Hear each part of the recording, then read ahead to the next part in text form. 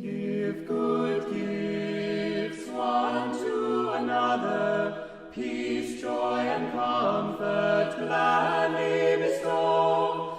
Harbor no ill, then sister or brother, smooth life's journey as you onward go. Give good gifts one to another, peace, joy, and comfort gladly bestow. Harbor no ill, then sister or brother, smooth life's journey as you onward go. Broad as the sunshine, free as the showers, so shed an influence, blessing to prove. Give for the noblest of efforts your parts. Blessed and be blessed is the law of love. Like twice. With First Presbyterian Church of Anaheim. This is a beautiful church. The significance of the stained glass and the simplicity of the It's not altar. stained glass. Oh, it's They are not? faceted glass windows of chunks of glass. It's not a stained glass, your typical stained glass windows. They're called faceted glass windows. And they are all in memoriam or in honor of members of our congregation who have died or still living. But people have, donated the money to install these gorgeous windows in our church. We can see the light as we walk. I by know, each of isn't these- it gorgeous? Yes, that comes. It is so gorgeous. And the banners, these banners behind us on These the wall. banners all have meaning. There's as the church progressed over the years, these banners all signify moving on. The one with the swastika and the cross out there is to reject Nazism.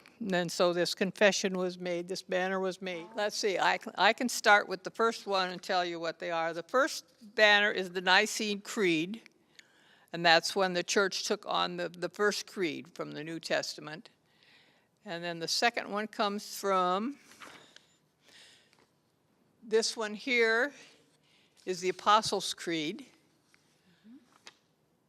The Scots Confession is when the church broke away from the Catholic Church, and the Scots are the ones who started Presbyterianism. And this is the Heidelberg Catechism. It consisted of 129 questions and answers, and they had to answer each one of those to become a member of the church. You had to learn this catechism. I remember as a kid even having to go to catechism classes to learn these things. Everything is hand-carved, yes. And I think these are grapes, if I'm not mistaken. These are supposed to be grapes and... Carol, can you come join us, please? One of the things that Mary shared about the windows, the stained glass windows, is They're not that stained glass. The look of stained glass. In this case, it's faceted. Is that they started with the darker colors and then worked their way to the lighter colors, a way of showing the fact that you're coming from darkness into light, and the pointed arches is one of the ways in which, they're looking up towards the apex, they're reaching towards God and Spirit. Yes. And the architecture, this is a neo-Gothic building, and the architecture is, because of them being able to use that format of the pinnacle on the It's an glass, upside-down is arc. that they This were church is an able upside-down arc. That's the way it's... to spread out and be able to better support the structure of the building. Let's take a walk down to the altar over here. I want to say something about, this is the first window. This is the creation window right here. And then it goes that way and that way.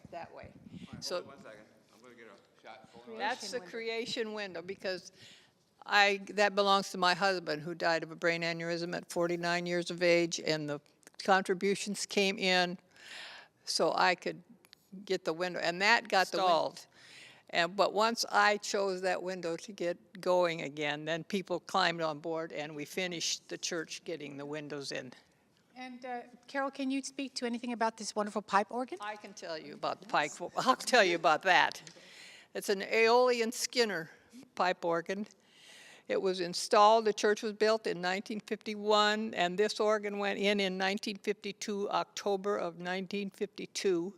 And it has had only 2 players in these last ensuing years. Our first organist was Susan Talovich. She was our organist for 64 years. And now the organist we have now came in 2009. How about the tiny little door? The tiny little door.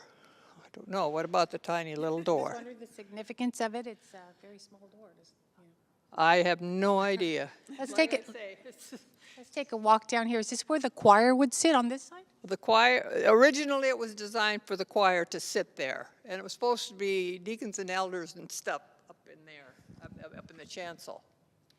And how about this? that is one of the windows that's dedicated to one of our choir directors who died very young of a brain aneurysm. And that, Rachel Beeman, that is her window. Well, I love dedicated to her window. And it has the whole motif of being baptized, which is perfect because the baptismal font is right below it.